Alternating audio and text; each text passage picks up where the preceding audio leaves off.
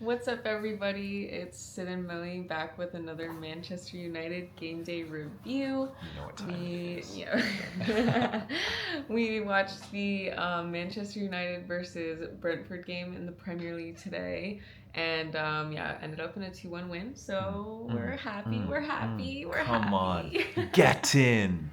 2-1 win, another fantastic win at Old Trafford. It was just, another 3 points. We've all but secured Champions League football for next season. That's really all that matters. And here we are, Michael Carrick. Thank you, Carrick. Since you took over and brought us back into safe hands, Thank goodness. look at the trajectory of our squad. Now we are in a clear place to get to Champions League football next season, and I can't wait to see that. Yes, Millie, I did really want to ask you, Yeah. how has it been under Michael Carrick? I mean, you kind of just answered that question. Whoopsie. You answered before I could ask. But how have you been? I would feeling say, under Michael yeah, Carrick? overall things have been like going really well.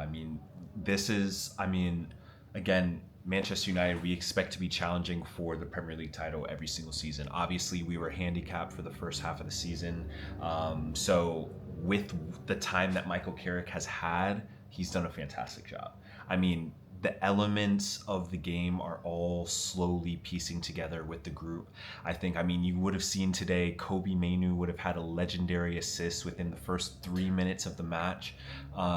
You're just seeing a lot of different players come into like who they are. I mean, we're seeing another resurgence from Casemiro.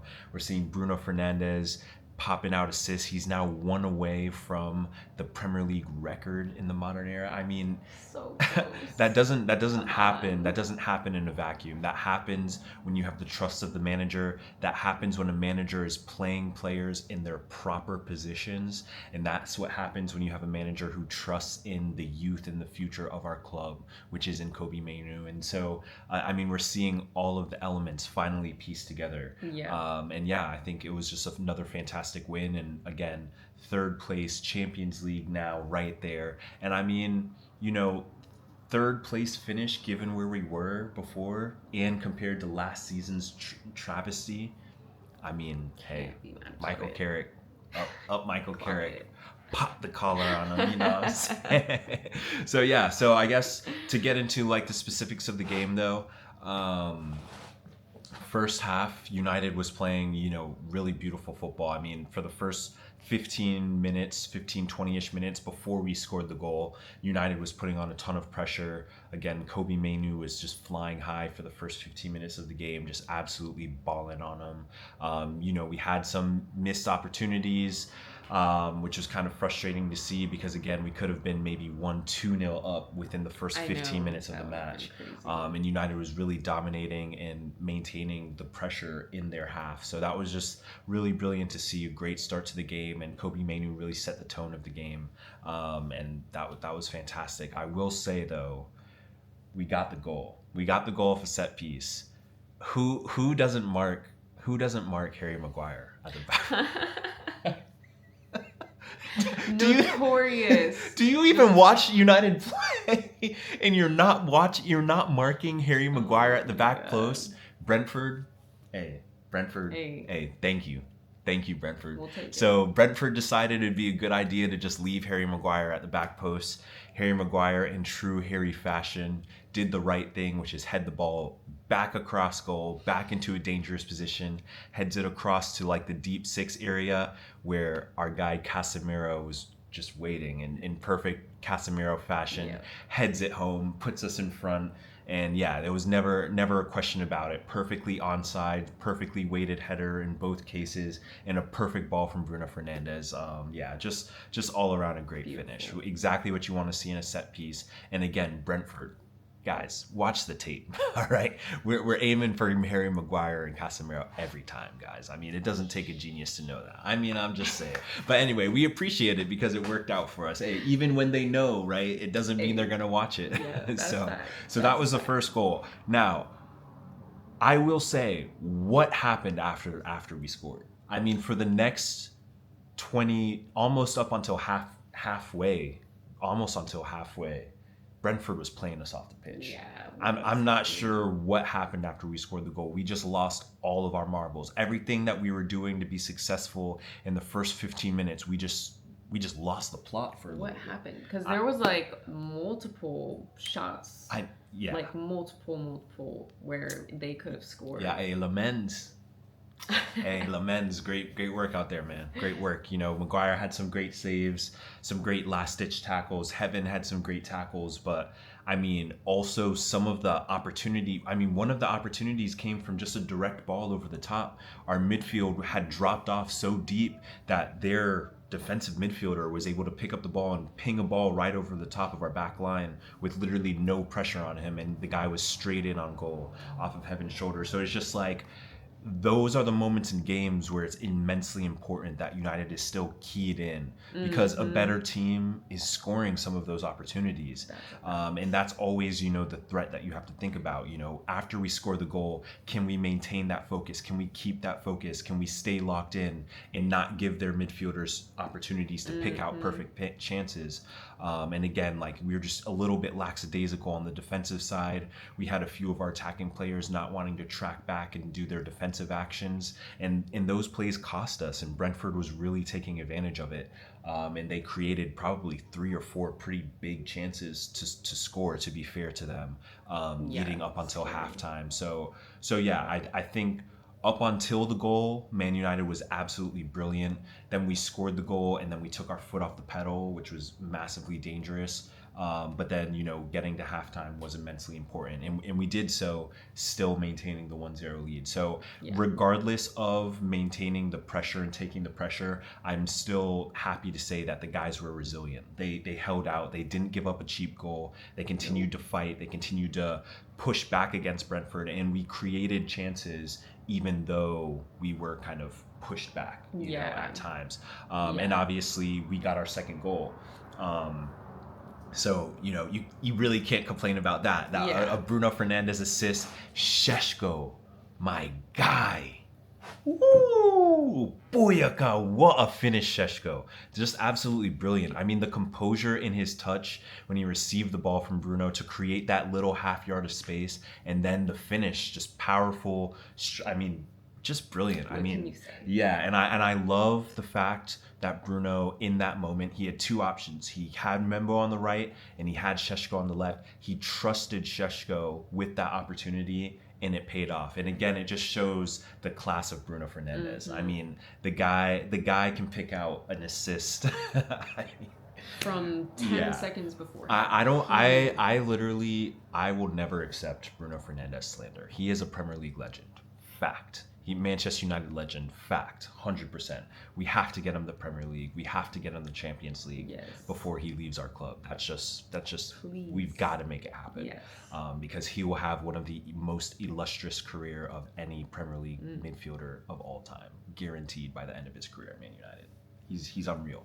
But yeah, needless to say, we got the second goal. And that was just, it was brilliant. It was great to get that on the counter. And again, it showed the resilience of the squad. Despite being under so much pressure, we were still able to turn that around and punish the other team on the break and make it count. And that's what I wanted to see, taking big chances in big moments in these games. And yeah, just brilliant. Bruno to Šeško, and yeah, the rest was history.